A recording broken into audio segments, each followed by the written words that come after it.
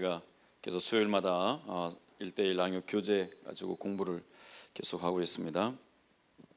오늘 5과를 차례인데요. 5과 들어가기 전에 지난주에 우리가 4과 마지막 부분인데 한번 복습하고 잠깐 넘어가 봅시다. 지난주에 4과 내용입니다. 이런 주제였는데 한번 제목만 같이 한번 읽어볼까요? 1번 시작. 로드십을 꿈꿔라. 꿈 좀 꿔보셨나요? 안 꾸셨어요? 로드십을 꿈꿔라. 주님 앞에 다스림 받고 주님을 나의 왕으로 보시고 내가 그 주님 앞에 온전한 백성으로 자녀로 그 주님의 다스림과 말씀 안에서 내가 거할 수 있는 그런 천국이 이루어지는 삶을 꿈꾸라는 겁니다. 주님이 나의 진정한 왕이 되어주시기를 바라라는 것이죠. 할렐루야, 아멘.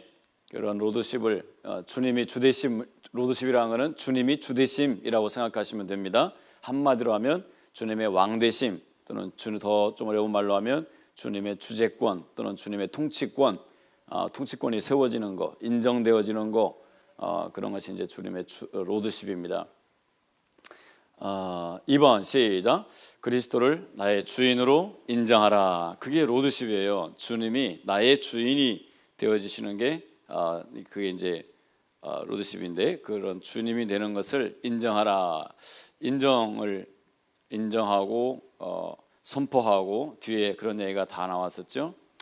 그리고 주님 앞에 실제적으로 주님이 나의 주인을 주인으로 대우해 드려라 라는 겁니다. 입술로는 주님을 주인이라고 하는데 실제적으로는 내가 모든 것을 붙잡고 이렇게 내가 주인 노릇하는 것이 아니라 정말 주인에게 주인 되신 권리를 내가 드려라 라는 그런 의미입니다. 그래서 어떻게 인정하냐? 첫 번째, 생각과 마음을 드림으로. 두 번째, 몸을 드림으로. 세 번째, 뭐를 드림으로? 생활을 드림으로. 그러니까 나의 모든 생각과 나의 몸과 나의 삶이 다 누구 것이라는 거예요? 주님의 것이라는 거예요.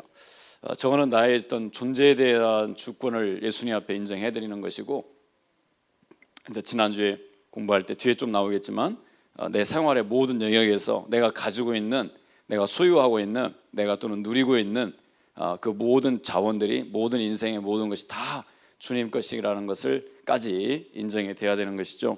저도 이제 이 교재를 보면서 내가 주님의 주권을 인정해 드리는 그런 부분, 영역이 너무 이렇게 막연하게 주님이 나의 주인이다라고 했지, 이 교재를 통해서 보면서 하나하나 내 시간, 내 관계, 내 가정, 내 자녀들, 내 돈, 내 재능, 나의 환경, 이런 나의 꿈까지 모든 것이 다 주님의 것이 정말 맞냐, 이렇게 하나씩 들어와서 정말 점검을 우리가 한다고 하면 우리가 주님 앞에 부족한 부분이 너무 많은 거예요. 그래서 나의 사업까지, 나의 직장까지, 내가 생명, 목숨도 마지막에는 모든 것이 다 주님의 것이다. 내 영도, 내 마음도, 내 모든 삶이 주님의 것이다 라는 것을 인정하라는 것이죠. 할렐루야.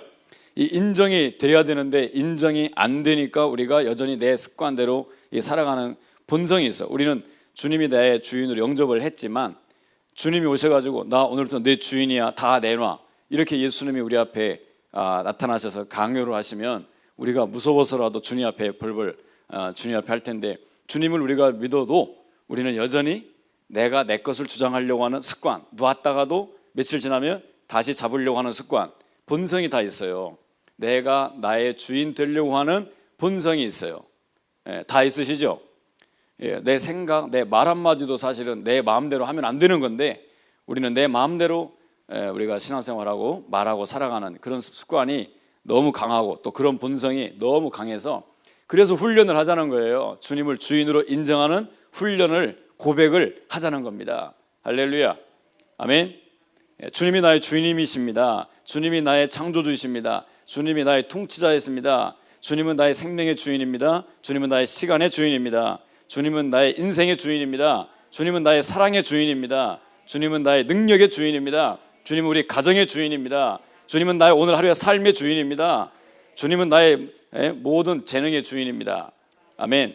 이런 그런 고백이 여호와는 나의 목자시니라는 그런 고백이거든요.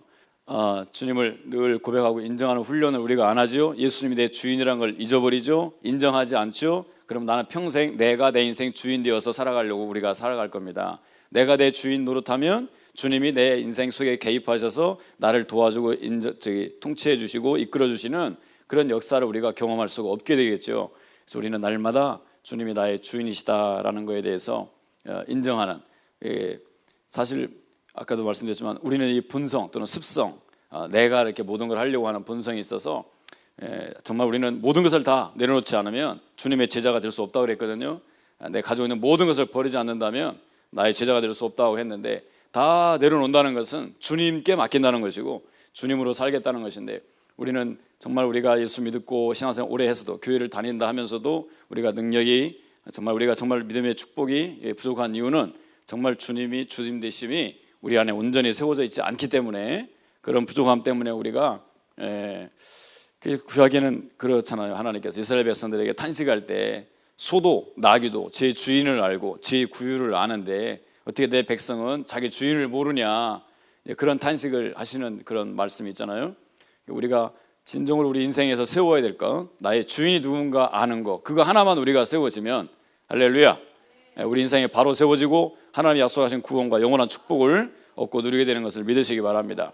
내가 돈을 많이 벌었냐 안 벌었냐, 지금 건강이 내 지금 어떠냐, 나의 삶이 지금 관계가 어떠냐, 이런 모든 것 전에 주님과의 관계가 딱 먼저 세워지면, 우리 이 교재 말고 새신자 나눔 교재라는 교재가 있어요. 제가 이제 청년들하고 그 교재를 가지고 공부하는 그룹이 있는데, 그 교재 일과의 내용이 그런 내용이 시작할 때의 내용이 있습니다. 어떤 한 사람이 있어요. 한 학생이 하나 있는데, 그 학생은 공부도 잘하고 관계도 좋고 재능도 많고 학교에서 밖에서요 온갖 그냥 인정받고 이렇게 칭찬받는, 아주 그냥 높임받는 그런 아주 정말 다재다능한 그런 엄청난 실력을 가지고 있는 예화입니다. 그러니까 비유예요.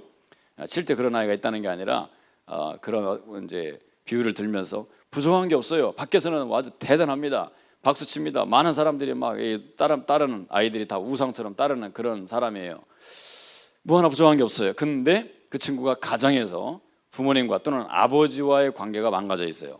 그래서 아버지를 인정하지 않고 아버지를 무시하고 아버지를 못 본 채하고 아버지하고 모든 게 어긋나 있어요. 집안에서는 그래서 아무 소리 안 하고 자기 방에만 들어가 살다가 밖에는 나오면 모든 게 잘 돼.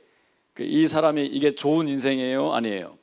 좋은 인생이 아니죠. 가장 먼저 근본적으로 가장 좋아야 되는 아버지와의 관계가 손상이 돼 깨져 있는 상태에서 밖에 나가서 모든 걸 아무리 잘한들 그게 마음속에 또는 그 영혼 속에 진짜 축복은 없는 거죠.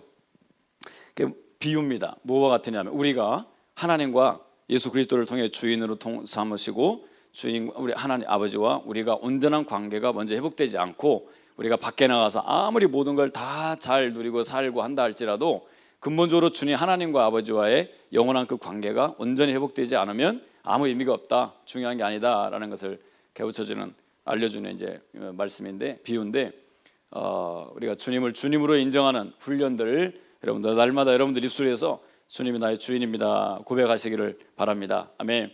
여러분, 우리 인간 관계에서도 마찬가지예요. 사실 관계들을 지금 제가 아버지하고 자녀 얘기를 했지만 아버지를 아버지로 인정하지 않는 삶 우리 너무 많이 삽니다. 아내를 아내로 또는 남편을 남편으로 인정하지 않는 삶, 그런 삶을 우리가 사실 자기도 모르게 너무 많이 살고 있어요.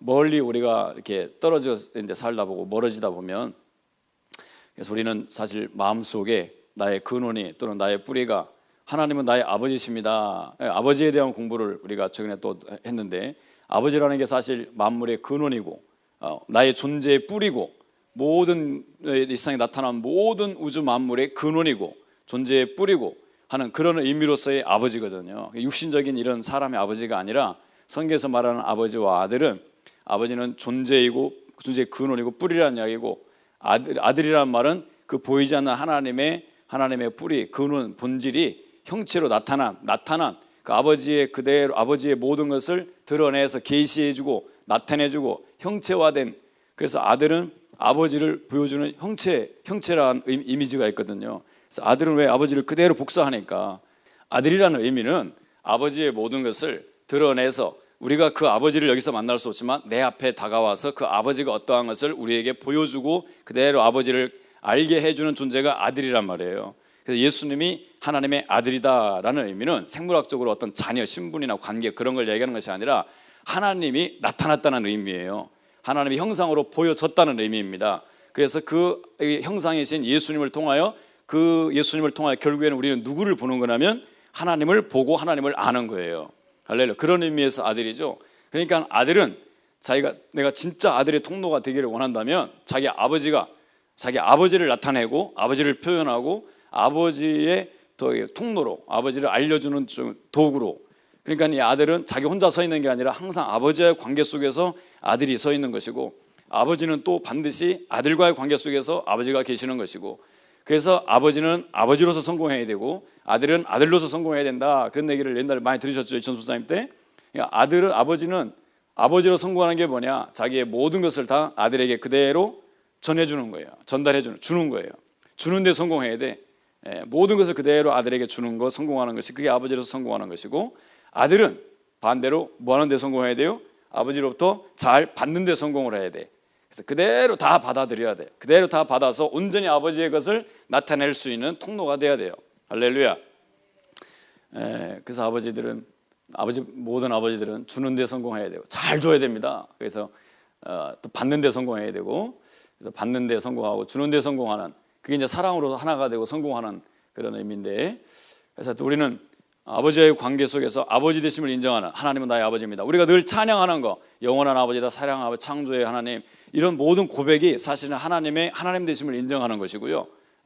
주님의 주인 되심을 고백하는 것이 사실 우리 신앙의 고백이고 우리의 찬양의 주제입니다.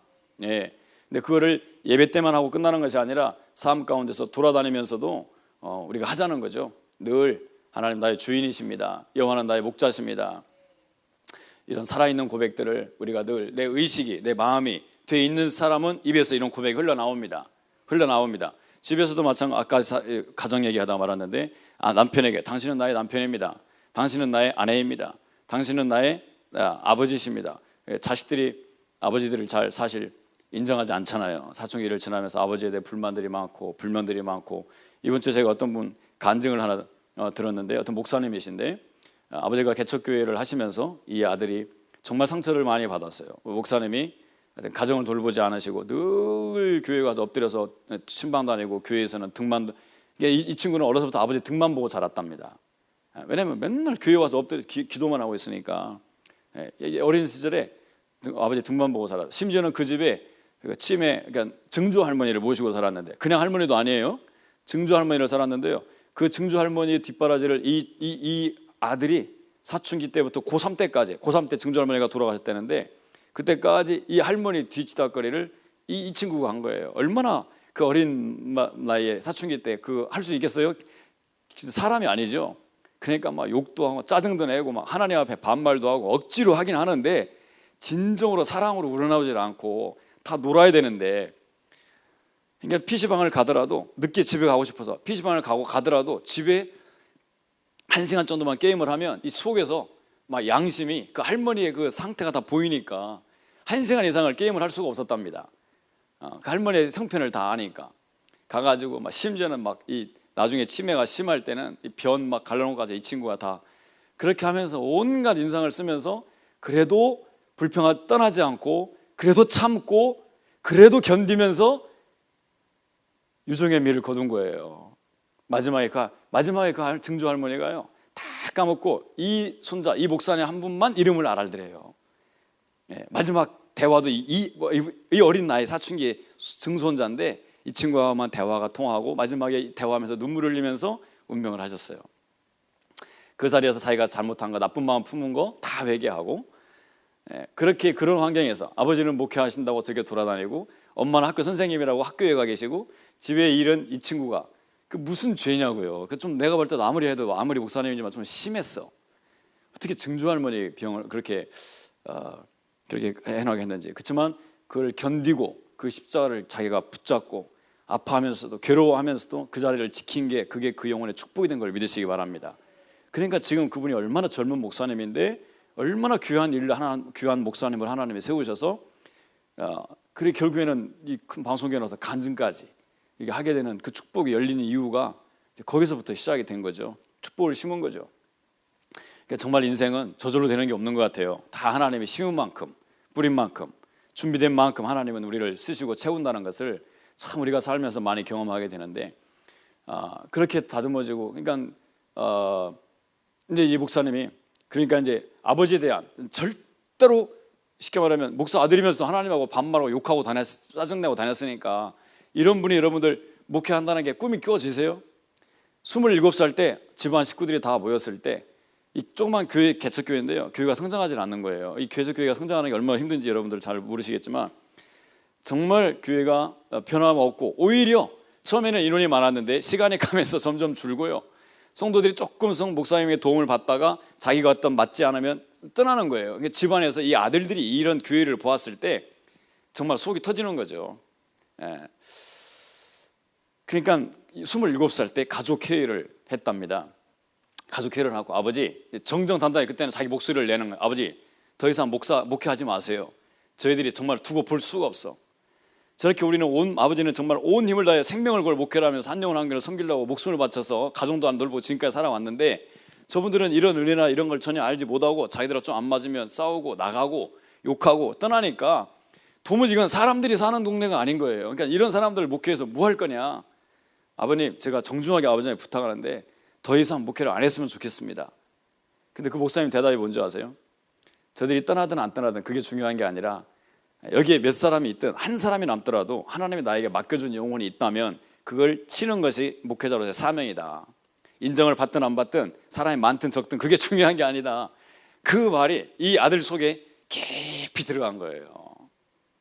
그래서 거기서 아버지 목회가 뭔지, 아버지가 어떤 삶으로 살아오는지, 하나님과의 관계에서 신앙이 어떤 건지를 깨닫고, 그리고 이 친구가 거기서 깊이 회개하고요, 눈물을 흘리고요, 아버지한테 가서, 물론 그 전에 그런 일이 있었어요. 아버지 앞에 가서 회개하는, 제가 지금 그 얘기 하려다 여기까지 온 건데, 할머니가 둔절할머니 돌아가시고 그런 은혜 속에서 이분이 있던 삶을 좀 회복해 나가면서 마음이 또 여리더라고요. 생긴 모양도 약해 보이고, 그러니까 그런 일을 감당을 했겠죠.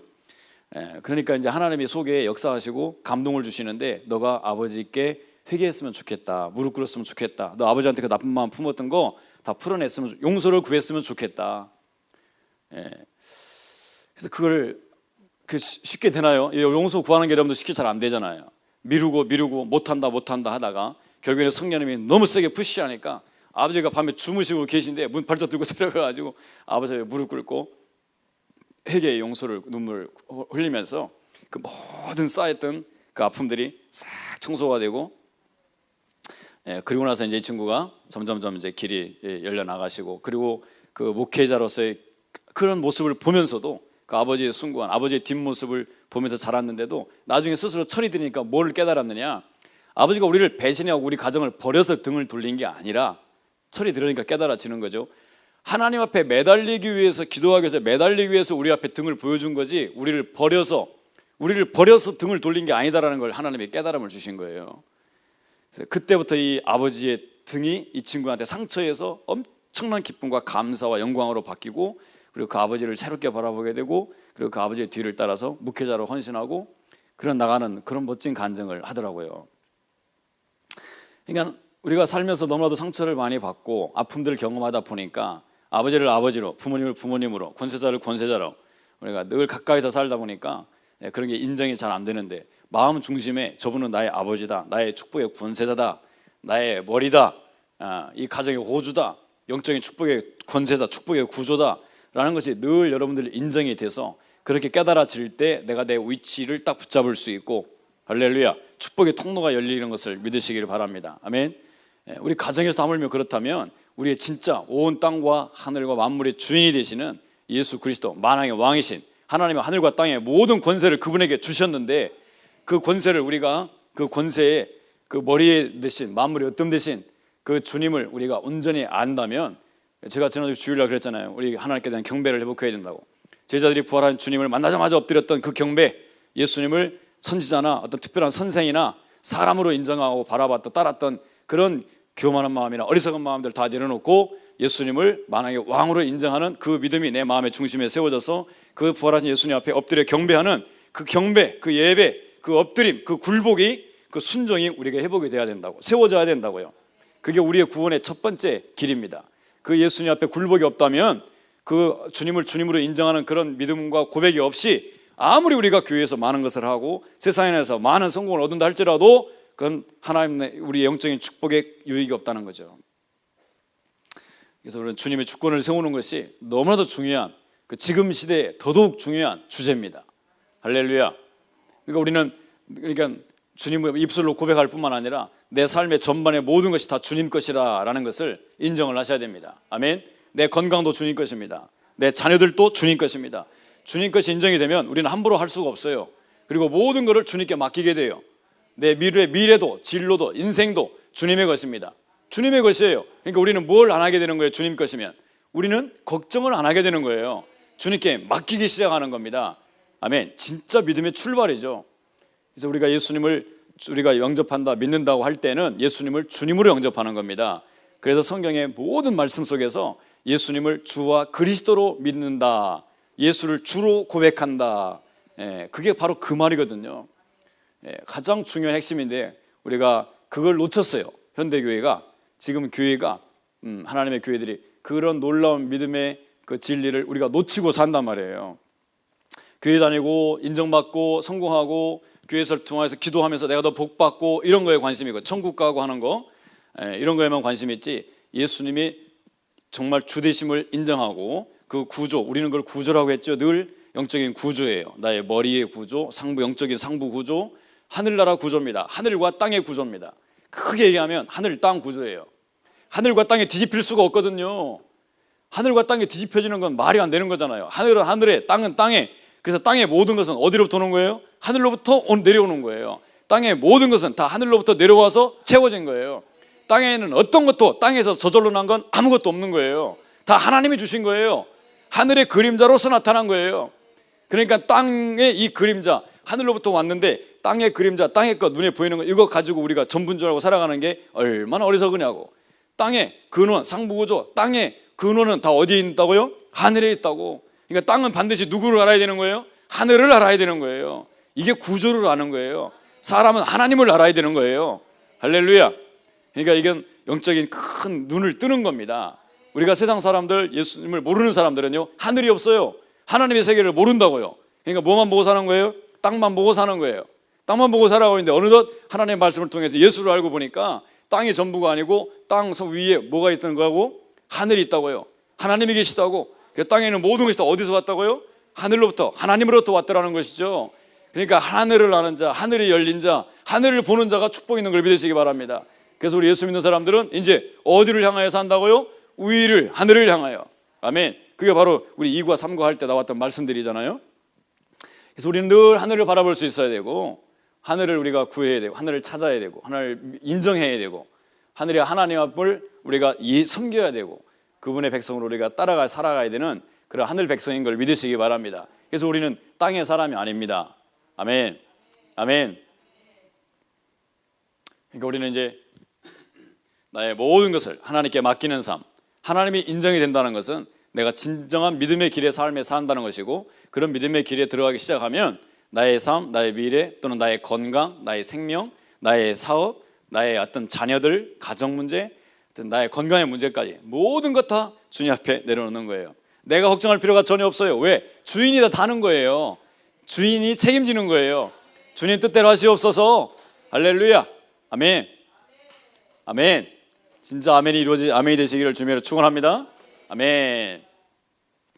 주인으로 인정하는데 입술로만 고백하는 게 아니라 실제적으로 이제 저 1, 2, 3번의 답이 중요한 게 뭐냐면 드림으로입니다. 드려지는 겁니다. 할렐루야.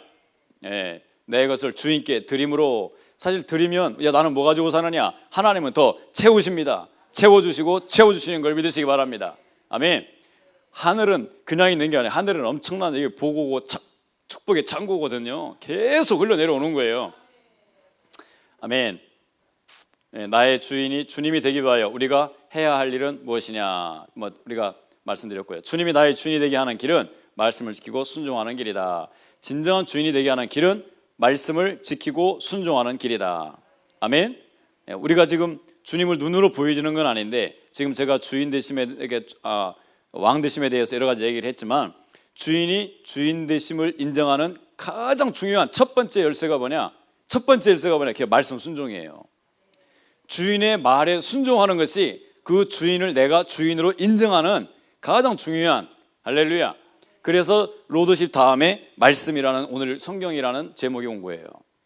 내가 예수님을 하나님으로 주인으로 왕으로 인정하느냐 안 하느냐 가장 중요한 표시, 가장 중요한 열쇠는 내가 그분의 말씀을 붙잡고 사느냐 안 사느냐, 그분의 말씀을 믿느냐 안 믿느냐, 그리고 그분의 계명에 대해서 순종을 하느냐 안 하느냐. 그게 이제 우리의 신앙을 결정하는 거예요. 내가 예수님을 주인으로 인정하느냐 안 하느냐를.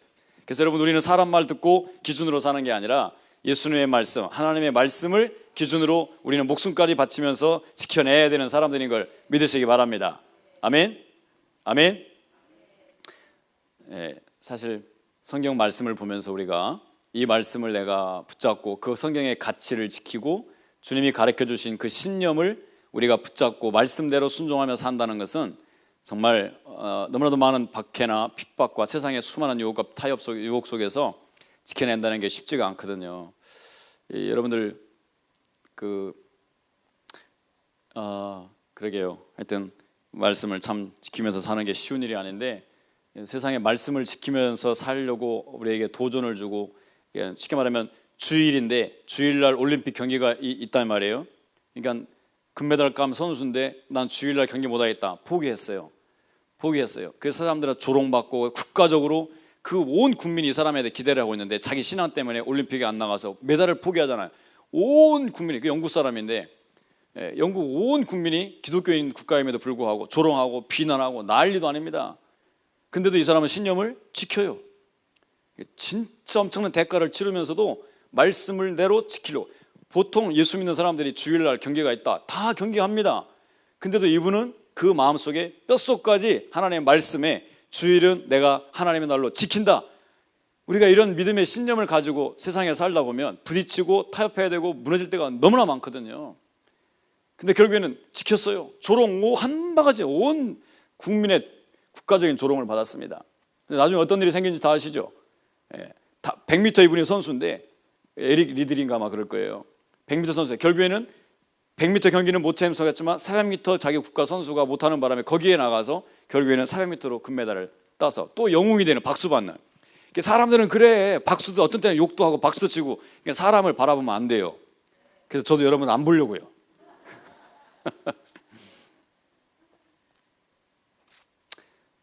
여러분도 혹시 영화 중에 헥사고지라는 영화를 본지 모르겠어요. 2차 대전 때 나오는 영화인데 그 주인공이 아주 신실한 크리스찬인데 그분도 누구냐면 그 대치를 안식교 신자입니다. 우리는 뭐 그분들을 안되게 이제 보는 사람들도 있지만 그분들 나름대로 신앙이, 어렸을 때부터 그런 신앙 안에서 진정한 하나님을 향한 믿음을 가지고 사는 사람들도 있거든요. 그러니까 그분의 군대를 쉽게 말하면 이 친구는 안 가도 되는 사람이었어요. 그러니까 다른 몸이 약해가지고, 아니 몸이 약한 게 아니고 하여튼 안식교는 하여튼 총을 들지 않습니다. 마치 여호와 증인 비슷하게 전쟁을 하자, 나는 살인하지 않겠다는 그런 신념이 이 친구 속에 있는 거예요. 물론 많은 기독교인들 다 전쟁했습니다. 그리고 우리 기독교인들도 전쟁터에 나가면 총을 다 듭니다. 저는 뭐 군종 비슷한 걸 했는데도 막 총 들고 대포까지 쐈으니까 그 영화 보니까 좀 해결을 해야 될 것 같으네. 총은 자기는 절대 안 들겠다. 그럼 뭘로 군대를 지원을 했느냐? 의무병으로 지원을 했어요. 근데 의무병을 하더라도 기초 군사훈련에서 총은 들어야 돼. 근데 총을 안 들겠대. 그것 때문에 군법 군사 재판까지 받게 되는 거예요. 근데 기적같이 정말 감동스럽게 이 친구가 정말 자기의 아버지는 또 1차 대전 참전 용사인데 1차 대전 참전 용사인데 참전했을 때 자기를 지휘했던 그 중대장이 2차 대전 때는 육군 사령관이 돼 있어요. 그래서 사령관까지 찾아가 가지고 아버지가 군대 생활을 이제 감동 있게 잘했으니까 이런 사연이 있다. 아들이 정말 군대를 안 가도 되는데 쉽게 말하면 군수물자를 만드는 공장에서 일을 하는 걸 대체로 해가지고 군대를 안 가도 돼요. 근데 이 친구가 자기 친구들 전쟁터에서 죽어나가는데 나만 여기서 이 일만 하면서 편안하게 목숨을 유지하고 있는 게 감당이 안 돼. 그래서 자기가 자기 발로 지원을 한 거예요. 안 가도 되는데. 근데 총은 들고 싸울 수는 없으니까 나는 죽어가는데 동료들을 치료하는 사람이 되겠다. 의무병이 되겠다. 그렇게 해서 간 거예요. 그래서 그런 사연을 가지고 가서 얘기를 했더니 이 사람에 대한 모든 보장해줘라. 이 사람 하여튼 그래가지고 결국에는요 이 재판이 극적으로 이제 취소가 되고 각하가 되고 이 친구가 이제 총을 들지 않고도 군대를 가서 태평양 전장에 태평양 속에 일본군하고 싸우는 데 갔는데 그 부대가 거의 전멸하다시피 하는 그런 상황 속에서 이 친구 활약으로 그 부대가 기적같이 정말 소생하고 살아나고 실화입니다. 그런 이야기를 제가 왜 이 생각이 났냐면 그 영화에서 제가 너무 감동받은 게 내용이 그거거든요. 그러니까 그 친구가 주장하는 것도 끝까지 그거거든요. 신앙과 가치와 내 신념을 지키고 사는 게 이 기독교 국가에서 이렇게 힘든 거냐, 그런 거 얘기를 하면서 나는 정말 하나님의 말씀대로 하나님 뜻대로 누구도 아무리 원수를 할지라도 난 죽이고 싶지 않다, 총을 들지 않겠다, 사랑으로 살겠다. 그런 전쟁 때도 그런 신념을 갖기가 쉽지 않은데 정말 하나님 말씀 그대로 붙잡고 순종하려고 살아가는, 세상에서 그게 얼마나 저항하고 조롱거리가 되고 비난을 받을 수 있는 위험이 있는데도 자기가 그 말씀의 가치를 지키고 순종하겠다. 자기에게 손해가 오고 불리가 오는 상황 속에서도 자기가 이 말씀의 기준대로 하나님의 뜻대로 살기 위해서 이렇게 희생하고 몸부림을 치는 모습에 정말 우리가 예수 믿는 사람들로서 받은 감동이 너무나도 크거든요. 여러분, 우리가 사실 나도 모르게 하나님이 원하지 않는 생각, 원하지 않는 삶, 원하지 않는 말, 원하지 않는 행동들, 원하지 않는 미움들, 우리가 너무나 많이 사실 교회를 다니면서도 살고 있거든요. 우리가 진짜 주님이 나의 주인으로, 예수님이 나의 주인이라면 이 오늘 말씀에도 다 나오지만 그 말씀을 듣고 지키고 행하는 자가 돼야, 그래야 하나님이 진짜 주님의 제자가 되고 복받는 자가 되는 거거든요. 여러분, 말씀에 대해서 우리가 새롭게, 오늘 우리가 지금 말씀 공부들을 참 많이 하거든요. 지금 얼마나 많은 공부하는 과정이 있고 신학교가 있고 책들이, 신학교 도서들, 기독교 서적들이 얼마나 많이 쌓이는지 모릅니다. 지식적으로는 정말 그 어느 때보다도 풍성한 홍수 속에서 우리가 살고 있어요. 근데 중요한 건 하나님의 말씀대로 사는 사람들은 너무나도 부족하다는 거, 없다는 거죠.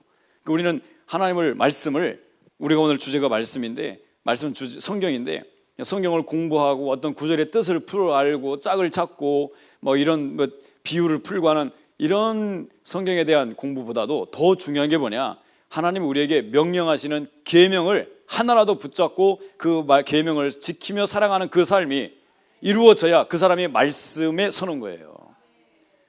이천 목사님 말씀이 평생 그 말씀이었거든요. 너 성경 보지 마라, 큐티도 하지 마라. 물론 완전히 하지 말라는 그런 얘기는 취지는 아니었지만 그 말씀이 무슨 말이냐면 지식으로만 쌓지 말라는 거예요. 한 말씀이라도 붙잡고 순종하면서 살아내라는 거예요. 그 말을 한마디로 하면 말씀의 구조를 입으라는 거예요. 하나님을 두려워하고 사람을 사랑하면서 하나님의 말씀대로 순종하는 삶을 살며 그 사람은 말씀을 입은 거라는 거예요. 성경을 창세기부터 계시록까지 지식이 없더라도 내 삶이 말씀을 따라가는 삶이 되고 하나님을 사랑하는 사모함이 있고 그 말씀을 붙잡고 우리가 살아가는 기준에 서 있다고 하면 우리는 말씀의 구조를 잊고 있는 삶이 돼버리는 거예요, 이미. 그래서 하나님 우리를 그걸 보고 판단하는 거지, 성경 퀴즈 아니면 성경 지식 시험 내서 얼마나 아느냐 모르냐 가지고 우리가 천국 들어가는 거 아닙니다. 그래서 우리는 말씀에 대한 태도가, 주님에 대한 내 어떤 태도를 우리가 세우기를 원하느냐, 그럼 나는 오늘부터 말씀에 대한 태도를 세우는데 내가 성경을 얼마나 아느냐, 몇백도 몇척도 했느냐, 성경을 몇 점 받았느냐, 아무 의미 없습니다. 그건 이제 하나님 앞에서 의미는 없는 거고, 그건 단순히 그 성경의 지식을 통해서 내가 하나님을 알아가는 통로가 되는 데 의미가 있는 것이고, 그리고 하나님 앞에 더 나아가고 하나님 앞에 나를 더 뜻을 알아서 그 뜻에 맞춰서 살아가기 위한, 깨달음을 얻기 위한 통로로 쓰는 거지, 그것 자체로는 하나님 앞에 유익이 없다는 거예요. 그래서 하여튼 주님 되심에 세워지는 것이 우리에게 가장 중요한 과제라는 걸 여러분 늘 깨달으시고, 이 귀한 주제, 이런 주제를 가지고 공부한 적이 사실 지금까지 없거든요. 우리가 저런 로드십 또는 왕대심 주제권에 대해서 공부한 적이 우리가 참 많이 없는데, 진정한 주인으로 우리가 주님이 우리 위에 세워지는 복된 기계 은혜가 될 줄로 믿습니다. 아멘. 복음 고백 훈련 한번 같이 하겠습니다. 시작. 예수 그리스도는 참 하나님이시요 나의 주인이십니다. 아멘. 나의 주 예수님께서 내 안에 영원히 함께 하십니다. 아멘. 이제 나는 성령님께서 역사하는 예수 인생을 살아갑니다. 아멘. 오늘 오후갑니다. 제가 우리가 일대 양육에 대해서 구원의 확신, 구원 이후, 그다음에 로드십 지난주에 했고요. 오늘 이제 성경으로 넘어왔습니다. 성경이 이제 정확히 하면 이제 말씀이죠. 주님의 말씀에 대해서 넘어왔고, 그 뒤에 과정이 한 11과까지 이렇게 이어지고 있습니다. 자, 이거는 이제 우리가 신앙의 수레바퀴, 이런 신앙의 그리스도를 중심으로 축으로 해서 우리의 삶이 믿음과 순종이라는 삶의 축이 계속 믿음과 삶 가운데 우리의 삶이 이 믿음의 삶이 이루어져 가는데, 그 주님과 우리의 삶 가운데 연결하는 그 살들이 바로 로드십, 성경, 기도, 교제, 전도, 시험이라는 건 영적 싸움입니다. 그다음에 성령의 충만, 그리고 제자됨, 바로 이제 이런 삶의 신앙의 훈련과 이런 믿음의 살들을 통해서 이 살들이 잘 세워져야 주님을 중심으로 한 내 삶의 바퀴가 잘 굴러간다 이 말이에요. 타이어가 수레바퀴가 저 살이 빠져봐요, 부러져봐요. 이게 굴러갈 수 있어요? 못 굴러갑니다. 저 하나하나 믿음의 살들이, 신앙의 살들이 다 살아 있어야 돼요. 할렐루야. 성경은 잘 하는데 기도가 안 된다, 안 되는 거예요. 성경과 기도는 많이 하는데 교제와 전도가 없다, 안 되는 거예요. 다 잘하는데 시험에서 늘 진다, 안 되는 거죠. 그래서 우리는 저 살들을 하나하나 내 신앙의 뼈대로 여러분들 삼으셔서 우리가 늘 내 자신을 신앙을 점검할 수 있는 기회도 되시고, 다시 우리가 신앙을 이렇게 틀을 맞추는 좋은 기회가 될 줄 믿습니다. 아멘. 전체 목차죠. 이번에 목차는 1번이 영혼의 양식, 하나님의 말씀이란, 성경 말씀이라는 이야기고요. 그 다음에 그 말씀을 내가 대하는 방법인데, 특별히 이제 이 5가의 주제는 물론 성경이나 말씀에 대한 공부를 하자면 많은 주제를 가지고 할 수 있어요. 근데 아주 여기는 간단하게 그냥 말씀을 내가 어떻게 붙잡고 내가 저 말씀을 내가 어떻게 가까이 하고 사랑하고 이 말씀을 내 것으로 삼을 수 있는 방법에 대해서 5가지만 이제 집중적으로 말씀을 이번 공부에는 이제 제시를 합니다. 성경에 대해서 공부하려고 하면, 성경 공부를 기본적으로 하자면요, 해야 되는 내용이 참 많아요. 근데 다 빼고 가장 기본적인 성경이 뭐냐, 양식이다. 영혼의 양식으로서의 성경에 대한 포커스를 뒀고요. 두 번째, 양식은 여러분 우리 입에 들어가려면 뭐가 사용이 돼야 돼요? 양식이 내 손에, 내 뱃속에 들어가려면 뭐를 사용하시냐고. 말씀을 사용해요? 말씀, 양식이 밥 저녁 먹을 때 뭘로 드셨냐고. 잘 먹잖아요. 그렇죠? 손이죠. 그래서 말씀을 먹는 손이라는 걸 비유를 해가지고 5가지 숟가락, 젓가락, 읽기, 이렇게 밥 먹을 때 우리가 여러 가지를 사용하듯이 듣기, 읽기, 공부, 암송, 묵상이라는 말씀의 공부, 말씀을 내 것으로 삼는 방법에 대해서 이제 우리가 이 교재에서는 다루고 있는데, 이것도 마찬가지입니다. 이미 다 우리가 알고 있는 너무나도 쉬운 주제들입니다. 근데요, 아까도 우리가 하나님이 주인 되신다고 말은 하지만 내 삶의 모든 부분에서 점검을 해볼 때 내가 주인이 안 된 부분이 많듯이, 저것도 5가지 우리가 다 알고 있지만 진짜 중요한 거지만 아는데 사실은 하고 있지를 안 하는 게 너무 많아요. 듣기, 읽기, 여기까지는 조금 합니다. 근데 우리가 스스로 공부하는 거, 여기부터 진짜 중요하거든요. 근데 여기부터 안 해요. 암송 잘 안 해요. 그 다음에 가장 중요한 게 묵상인데, 진짜 묵상까지 가야지 우리가 진짜 예수님의 제자가 되고 진짜 영적인 맛을 알고 말씀의 맛을 알고 말씀의 능력을 알려면 묵상까지 가야 되는 걸 믿으시기 바랍니다. 아멘. 그러니까 다시 한번 우리의 신앙을 점검해 보시면서, 사실 우리가 맨날 이 정말 고차원적인 영적인 말씀들, 신령한 말씀들 듣다가 저런 말씀 들으면 회개 할 수 있어요. 회개 할 수 있는데, 여러분 저게 세워지면, 할렐루야, 저거 안 세워지면 아무리 신령한 말씀, 아무리 우리가 구름 위에서 논다 할지라도 하룻밤에 땅에 떨어지는 건 시간 문제, 아무 의미가 없어요. 말씀의 구조, 틀 위에서 여러분들 영적인 신령한 기반을 쌓으시고, 그 다음에 영적인 통로가 열리면 누구 신령한 통로를 안 듣더라도 하나님이 직접 신령한 통로들을 다 열어주시는 걸 믿으시기 바랍니다. 언제까지 우리가 누구를 따라다니고 사람 말에만 의지해서 살 수는 없거든요. 여러분들 스스로가 말씀의 샘을 파야 되고, 스스로가 길어내야 되고, 하늘 문을 여셔야 되고, 사람만 따라다니고 의지하고 할 수가 없어요. 하나님은 여러분들이 스스로가 믿음 위에 스스로 서기를 원하세요. 그리고 여러분들이 누구만 매달리는 게 아니라 여러분들을 통해서 결국에는 그 생명이 흘러가기를 원하신다고. 그러려면 반드시 저 말씀의 과정들이, 저 훈련입니다. 말씀의 이제 손이라고 했는데, 저 1, 2, 3, 4, 5가 손가락이에요. 1, 2, 3, 4, 5인데 이 말씀의 손에서는 엄지부터가 아니고 새끼부터입니다. 1, 2, 3, 4, 5번이에요. 그 왜 그러냐? 한번 잘 보십시다. 자, 한번 같이 읽어보겠습니다. 시작. 신앙생활은 하나님을 얼마나 잘 아느냐에 따라 달라집니다. 어떻게 하면 하나님을 잘 알 수 있을까요? 하나님을 알기 위해서는 가장 먼저 뭐를 가까이 해야 돼요? 성경을, 말씀을 가까이 해야 합니다. 시작. 성경은 하나님에 대한 내용이면서 그리고 또한 우리에게 꼭 필요한 뭐가 들어있어요? 생명이 들어있어요. 그러니까 성경에는 하나님에 대한 지식과 우리 영혼에 대한 생명의 양식 두 가지, 지식, 양식. 뭐 좀 느껴지죠? 예. 요 식이 두 개가 있어야 유식이, 영적인 유식자가 되는 거예요. 없으면 무식이 되는 거예요. 이 두 식이 있어야 돼. 아시겠죠? 따라해보다. 지식, 양식. 할렐루야. 아멘. 영과 육으로 구성된 사람들이 살게 하는 두 가지는 무엇입니까? 육이니까 육의 양식이 있어야 돼. 그죠? 영이니까 뭐가 있어야 돼요? 영의 양식이 있어야 돼요. 할렐루야. 사람은 무엇으로 살아야 된다고요? 떡으로만 살 것이 아니라 무엇으로 살아야 된다고요? 하나님의 말씀으로 살아야 된다. 아멘. 따라합시다. 나는 하나님의 말씀으로 살아야 된다. 하나님의 말씀으로 살아야 한다. 내 영혼아, 하나님의 말씀으로 살지어다. 아멘. 아멘.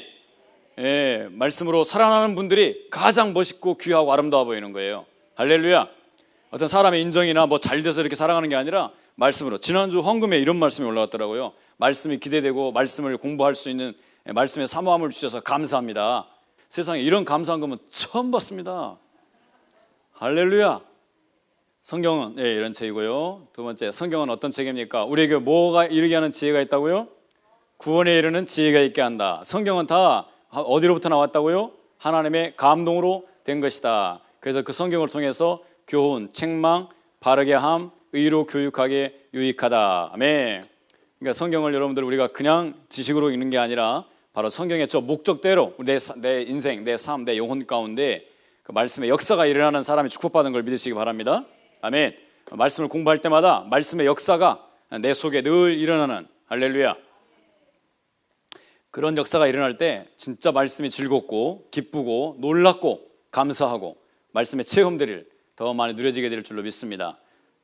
성경의 중심 인물은 우리가 너무나도 잘 알듯이 주인공이 누구시라고요? 예수 그리스도이시다. 아멘. 그러니까 말씀을 읽을 때 우리는 늘 누구에게 포커스를 맞춰야 되는 거예요? 예수 그리스도에게 포커스를 맞춰야 되는 겁니다. 아멘. 성경을 기록한 목적이 우리를 예수를 믿고 그 다음에 그를 힘입어 뭐를 얻는다? 생명을 얻게 한다. 아멘. 그러니까 성경에 이것을 기록함은 이게 성경이란 말이에요. 말씀이에요. 이 기록된 말씀은 누구를 알려주는 거예요? 예수 그리스도를 알려주는 거예요. 누구에게요? 우리에게요. 너희로. 그래서 우리가 그 예수님을 어떻게 하라고요? 믿으라고요. 믿기 위한 말씀, 믿을 숨을 주는 말씀드립니다. 우리가 믿음을 가질 때 뭐가 충만해진다고요? 무엇을 얻게 된다고요? 생명을 얻게 된다고요. 그러니까 우리가 생명을 얻으려면 누구를 믿어야 되는 거예요? 예수님을 믿어야 돼요. 근데 그 예수님은 어디에 소개를 하고 있어요? 기록된 말씀이 되어 있다는 말이에요. 그러니까 우리는 성경을 찾아서 기록된 말씀으로 예수 그리스도를 붙잡고 만나게 되고 그리고 믿음을 더 우리가 취하게 되면서 그 믿음을 통해 우리는 뭘 얻는다? 생명을 얻는다. 이거 안 하면 예수를 믿어도 나 혼자 착각으로 믿을 수 있는 것이고 생명이 안 나타나는 믿음 가운데 살 수 있는 것이고 여러분 교회는 다니는데 생명이 없어요. 생명력이 없는 믿음을 우리가 갖기가 쉽다고요. 그러니까 하나님의 말씀은 기록된 말씀은 우리 믿는 자들에게 반드시 필요한 건데 그렇지만 말씀만 가지고는 또 안 돼. 그래서 다음 과가 기도가 있는 거예요. 성령님이 그 말씀에 기름 부으시고 불로서 임하시고 역사하셔야 저런 역사가 같이 나타나는 걸 또한 믿으시기 바랍니다. 하나님을 사랑하는 방법이 뭐냐? 뭐를 지켜야 된다고요? 계명을 지켜야 된다. 우리가 지난주 예수님이 마지막 승천하시면서 제자들에게 맡겨준 최후의 명령이 뭐예요? 마태복음 28장 18절 20절 말씀 뭐였죠? 너희는 가서 온 땅에 가서 하나님의 복음을 전하고 예수 그리스도를 증거하고 복음을 전하라는 거잖아요. 할렐루야. 그러니까 우리가 정말 저 계명, 저 예수님의 지상 명령인데 저 계명을 붙들고 우리가 살려고 순종하려고 얼마나 몸부림을 치고 있느냐? 안 치더라 이 말이에요. 나하고 상관이 없는 말씀이라고 생각을 하고 살아가요. 여러분 그 말씀을 다시 붙잡으셔야 됩니다. 예수님이 여러분들에게 주신 명령이고 저와 여러분들이 우리 교회에 주신 사명입니다. 그 사명을 이룰 수 있는 우리의 인생, 우리 교회가 될 수 있게 해달라고 우리가 꿈꾸시고 기도하셔야 돼. 할렐루야. 그래서 그 소명을 함께 이루어나가는 저와 여러분들 되시기를 주님으로 축원합니다. 아멘. 그 계명을 지키는 자, 사랑의 계명이죠. 다 마찬가지입니다. 내 말, 예수님의 말씀은 예수님, 사람의, 인간의 말, 자기의 말이 아니라 결국엔 누구의 말씀이라는 거예요? 하나님의 말씀이라는 거예요. 여러분 인간이 신의 말을 받는다는 게 얼마나 큰 축복인지 아세요? 옛날에 백성들이 왕의 말을 듣는다는 것은요 정말 최고의 영광으로 알았습니다. 예, 신의 말, 나보다 존귀한 사람이 나에게 말을 걸어준다? 꿈도 꿀 수 없는 겁니다. 노예가 주인의 말을 받는 것이 그래서 두렵고 무서운 거예요. 말 한마디를 놓치지 않으려고 주인 앞에, 북한 보세요. 뭐 회의할 때마다 막 김정은이 말 한마디 할 때 수백 명 사람들이 수첩 들고 막 그 하나 놓치지 않으려고, 그게 곧 그 왕을 인정하는, 권위를 인정하는 태도거든요. 여러분, 내가 어디든지 마찬가지입니다. 내가 그 사람을 인정하느냐 안 인정하느냐는 그분의 말을 얼마만큼 받아들이냐 안 받아들이냐가 인정의 척도가 되는 거예요. 아무리 엄마가 말을 해도 잔소리를 여기면 나는 엄마는 나하고 아무 상관이 없는 거예요. 예, 내가 누구의 말을 무섭게 생각하고 중요하게 생각하느냐, 그 사람이 내가 지금 내가 주인으로 삼고 있는 사람이야. 여러분, 모든 사람들은 하루 살면서 내가 제일 머리에 두고 있는 말이 있어요. 직장에서 상사는 말은 엄청 무서워하잖아. 병원에 가면 의사 말 엄청 무서워하잖아. 교회에 가면 누구 말을 무서워해? 여러분, 하나님 말씀, 예수 그리스도의 말씀, 사람의 말이 아닌 성경의 말씀은 다 하나님 아버지의 말씀인 걸 믿으시길 바랍니다. 그 말씀을, 인간인 우리가 신의 말씀을 듣고 가까이 하고 이 기록된 말씀을 하나님 우리에게 선물로 주셨다는 것이, 우리에게 하나님의 말씀이 왔다는 것이 이 땅에서 인간이 받을 수 있는 최고의 축복이고 영광인 걸 믿으시기 바랍니다. 할렐루야. 하나님 경외 박수. 하나님 성경 주셔서 감사합니다. 말씀 주셔서 감사합니다. 감사합니다. 아멘. 이번 주에는 우리가 성경 주셔서, 이 성경 주일도 한번 있어야 돼. 그래, 성경 주일도. 그래서 이 성경이 얼마나 귀하고 감사한 건지도 우리가 알아야지 성경 주셔서 감사합니다라는 고백이 나올 텐데, 성경 주셔서 감사하다는 말을 참 우리가 해본 적이 없네요. 성경에 가진 힘은 무엇입니까? 하나님의 말씀은 살아있고 활력이 있어 좌우의 날선 어떤 무엇보다도 검보다도 예리하다. 할렐루야. 말씀이 검으로 붙들리는 자들이 치료해서, 그래서 그 검으로 찔림받고 수술받고 고침받고 새롭게 되는 자들이 복 있는 걸 믿으시기 바랍니다. 아멘. 말씀은 장난감이 아닙니다. 말씀은 교과서 공부하는 책도 아닙니다. 아멘. 어떤 유익을 줍니까? 자라게 한다 이 말이에요. 할렐루야. 자라게 한다. 우리를 빛을 주시고 길을 안내하는 안내가 되고 자라게 하신다. 아멘. 말씀 우리 안에 거할 때 놀라운 것은요, 성령으로 말미암아 그 주님께서, 한번 읽어볼까요? 잘 읽어보세요. 시작. 그의 계명을 지키는 자는 주 안에 거하고 주는 그의 안에 거하시나니, 우리에게 주신 성령으로 말미암아 그가 우리 안에 거하시는 줄을 우리가 아느니라. 아멘. 성령으로 말미암아 누가 우리 안에 거하신다고요? 주 안에 거한다고 그랬죠. 주님이 우리 안에 거한다는 거예요. 할렐루야. 아멘. 근데 뭐 하는 자에게? 계명을 지키는 자에게. 아멘.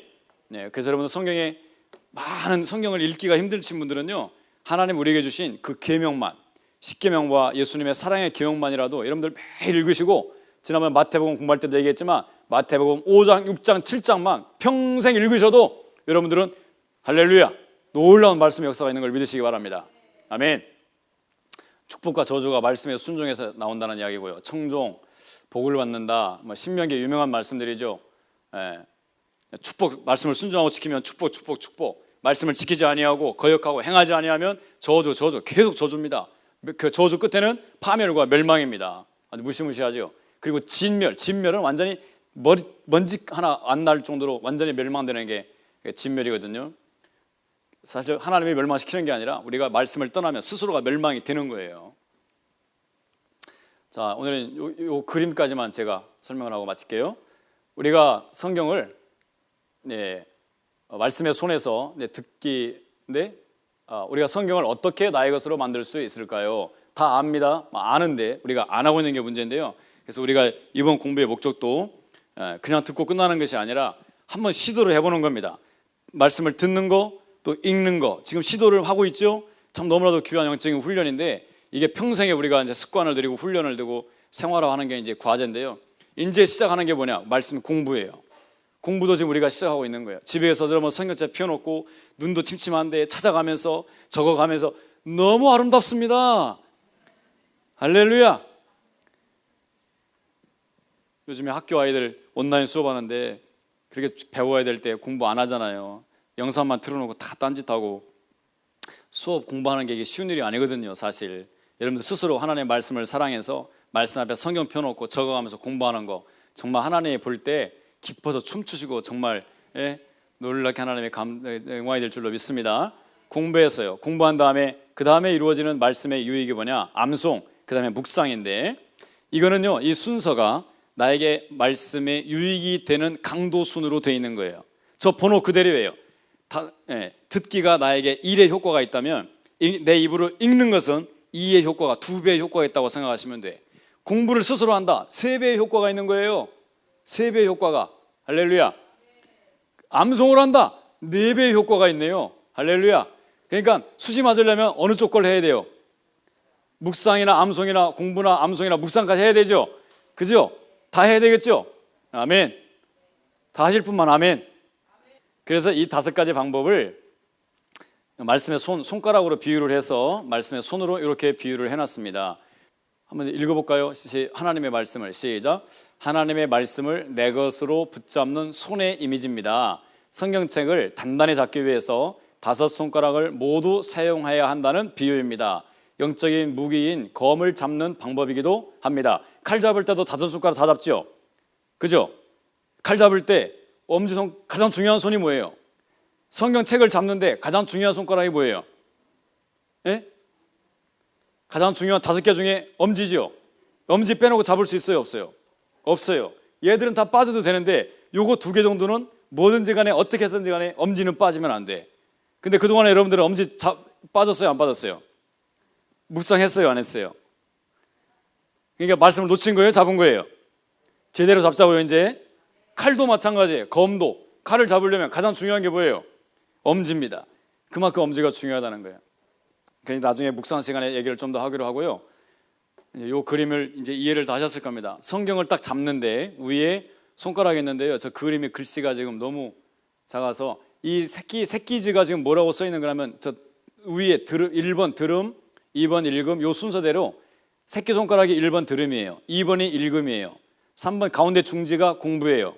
검지가 암송이에요. 검지가 암송. 그 다음에 5번이 묵상이에요.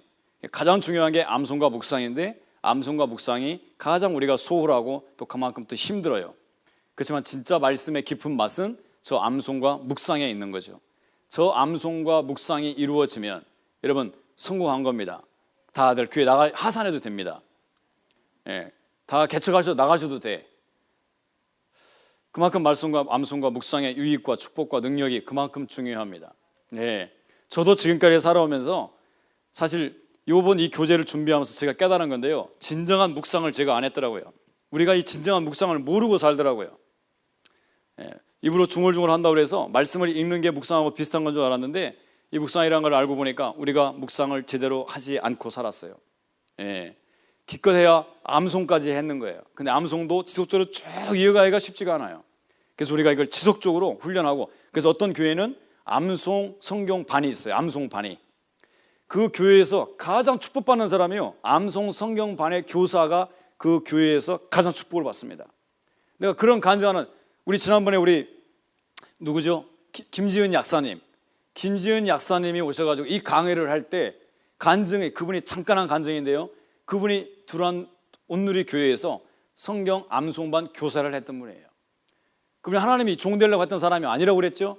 저는 그런, 이렇게 여러분들은 그거 아마 기억을 다 못하고 있겠지만 저는 그런 거, 그분이 그런 변화, 저렇게 하나님의 쓰임받기 위해서 어떻게 하나님이 역사를 했는지를 그 순간이 가장 중요하다는 걸 저는 캐치를 했어요. 그래서 기억을 하고 있는 겁니다. 말씀 암송반 교사를 하면서 그분이 말씀에 눈을 뜬 거예요. 가르치려다 보니까 먼저 암송을 해야 돼요. 그 말씀 암송이 속에 채워지니까 나중에는 하나님이 때가 되니까 이런 어마어마한 기독교 운동가로서 사역할 수 있는 사역자, 목회자 이상으로 사역자로 세우시더라는 거예요. 진짜 우리가 하나님의 일을 하려면, 그래서 말씀이 우리가 새겨져야 된다. 아멘. 놀라운 건요, 제가 최근에 주일날도 말씀드렸지만 그 대사로서 기독교 대사라 계시다가 오랫동안 평생 한국 대사 기독 외교관으로 사시다가 이렇게 탈락이 다시 명예롭게, 아니 불명예롭게 은퇴를 할 수밖에 없는 그분도 마찬가지입니다. 그분도 신앙을 다시 가질 때, 신앙을 생활을 시작할 때 제자 훈련을 받고, 그분은 이제 성경 암송학교를 간 게 아니라 신앙 초기에 기초 훈련을 받은 다음에 어디를 갔느냐, 다른 교회에, 맹인 교회에 맹인들 성경 공부를 지도해주는 자원교사로 갔어요. 자원교사로. 그러니까 말씀을 배우면 배운 만큼 어딘가에 가서 내가 또 사역을 하는 거야. 그럴 때 하나님은 일하시고 역사하시고 축복하시는 것 같아요. 근데 거기서 이분이 이제 초신자인데, 대사 할 때예요. 대사 이제 한국에 입국해서 초신자인데 말씀 과정을 간단히 그분들이 말씀 마친 과정도 1:1 양육 과정입니다. 그 딱 마치고 난 다음에 이제 말씀을 마쳤으니까 어디 가서 봉사를 해라 하니까, 그래서 맹인 교회 가서, 맹인 교회는 성경을 못 보니까 말씀을 읽어주고 들려주는 것만으로도 큰 일을 하는 거잖아요. 그 자리에 가서 가르치는데 말씀을 암송할, 한 과목마다 말씀을 암송하는 게 하나씩 있는데, 근데 그 맹인 학생 중에 다 말씀 암송을 제대로 못하는데 한 학생이 유독 암송을 정말 잘하는 거예요. 그러니까 선생님은 다 안 하더라도 잘하는 그 학생보다 선생님은 잘해야 돼요, 못해야 돼요? 그러니까 그 친구 때문에 이분이 말씀을 달달달 암송하게 되는 거야. 결국에는 이 말씀 암송이 결국에는 이분의 무기가 돼가지고요, 이 능력이 돼가지고 이분이 지금 저렇게 어마어마한 세계적인 사역자가 돼가지고 일을 할 수 있는 기회가 된 거예요. 말씀 암송이 얼마나 중요한지 참 모릅니다. 그래서 우리 교회가, 우리 성도님들이 진짜 말씀에 여러분 승리하는 사람이 되기를 원한다면 공부하면서 멈추는 게 아니라 공부하면서 암송까지 같이 가야 돼요. 그래서 여러분 공부할 때마다 마음에 와닿는 구절은요 꼭 새겨놓으세요. 제가 1과부터 지금 5과까지 왔는데 한 과 공부할 때마다 제가 청년부터 지금까지 제 인생을 건드린, 하나님이 감동을 준 말씀들이 하나씩 지금 다 박혀 있거든요. 그 마음에 새기고 암송했던 말씀, 내 비전을, 내 길을 정하는 데 하나님이 도움을 준 말씀들, 신기하게도 그런 걸 알고 시작한 게 아닌데 이 공부를 하다 보면서 하나님이 그걸 다시 하나씩 끄집어내서 새겨 깨닫게 은혜를 주시더라고요. 여러분들 정말 어떤 사람에 매달리고 하는 것도 좋지만, 우리가 처음에 은혜를 받으려면 나를 가르쳐준 스승이나 목자나 멘토나 목사님이나 말씀의 교사를 우리가 붙잡고 따라가는 것 중요합니다. 그런 사람만이 영적으로 성장을 해요. 사람의 은혜의 통로가 없으면, 사람 붙잡지, 그러니까 말씀의 종들을 우리가 붙잡지 않으면 나 혼자 하나님, 여러분 내가 혼자 주님 앞에 서간다는 건 불가능합니다. 처음에는 필요합니다. 그렇지만 어느 때가 되면 여러분들 스스로가 말씀 속으로 들어가야 되고요, 말씀을 여러분들의 손으로 붙잡을 줄 알아야 되고요. 할렐루야. 그리고 그 말씀으로 여러분들이 누군가를 살릴 수 있는 통로까지 가야 돼요. 자라가야 됩니다. 이게 우리가 신앙생활을 하는 이유고 목적이에요. 그냥 가만히 앉아서 예배만 드리고 평생 여기서 예배만 드리고 집에만 왔다 갔다 하는 게 이게 신앙생활의 목적이 아니에요. 하나님이 원하는 거 아니에요. 애기처럼 늘 바다만 먹고 있는 것도 하나님 나라에 합당치가 않아요. 주님은 제자들을 3년 키우고 난 다음에 아버지께서 나를 보낸 것처럼 나도 이제 너희를 보낸다. 이게 얼마나 놀라운 명령인지 아세요? 예수님이 아버지에게 얼마나 큰 명령과 사명을 가지고 이 땅에 오셨어요. 근데 그 어마어마한 사명을 예수님이 이제 제자들에게 맡긴다는 거예요. 예수님 당신이 하는 일을 똑같이 할 수 있도록 제자들을 파송하는 거예요. 3년 만에 이런 일을 우리가 맡아서 감당을 해야 되는 것이, 이게 우리가 믿는 자들이 이 땅에서 주님을 바라보고 훈련받고 살아가는 이유거든요. 그래서 우리는 그래서 주님에 대한 꿈도 있어야 되지만 죽어가는 영혼들에 대한, 이웃에 대한 사명과 목적과 꿈도, 비전도 품으셔야 되고, 그렇게 할 때 하나님 여러분들은 더 성장을 시키시고 더 하나님의 귀한 도구로 하나님께서 일하게 할 줄로 믿습니다. 아멘. 하나님의 나라는 누가 보면 그렇게 되어 있다고요. 아버지께서 나에게 하나님 나라를 맡긴 것처럼 나도 이제 나의 나라의 일을 너희에게 맡긴다. 여러분 별거 아닌 것 같지만 지금 여러분들이 하는 작은 섬김들이 그게 하나님 나라의 일인 것을 믿으시기 바랍니다. 아멘. 그 하나님 나라의 일을 감당할 수 있는 복된 주님의 제자들로 회복되어지시고 성장되어지시고, 할렐루야, 헌신되어지시기를 주님의 이름으로 축원합니다. 하나님께 영광의 박수 돌리겠습니다. 아멘. 감사합니다. 우리 같이 말씀 붙잡고 함께 기도하기를 원합니다. 주님, 우리가 이 놀라우신 주님 하나님 아버지로부터는 이 소중한 말씀, 하나님 우리의 주 왕이 되시는, 하나님 우리의 주인 되시는 우리 주님을, 우리가 말씀을 하나님들마다 소홀히 여기고, 이 말씀이 소홀히 여겨지는 것, 곧 주님을 소홀히 여기는 것인데, 하나님 내가 이 땅에서 그 무엇보다도 주님의 말씀을 제1로 최고의 가치로, 가장 소중한 보배로, 이 말씀을 최우선 순위로, 내 가장 가치의 중심으로, 하나님 내 영원한 하나님 말씀의 사명의 비전으로 하나님 말씀을 붙잡는 삶이 되기를 원합니다. 하나님의 말씀에 대한 소홀함과 멀리했던 것을 용서해 주시고, 하나님의 말씀을 하나님 내 생명처럼 붙들 수 있는 결단과 믿음으로 주님 앞에 다시 나아가기를 원합니다. 주님 말씀으로 하나님께서 주시는 모든 축복과 은혜들을 우리가 다 받아 누릴 수 있도록 역사하여 주시옵소서, 도와주시옵소서. 주여 담창 기도하겠습니다. 주여, 주여.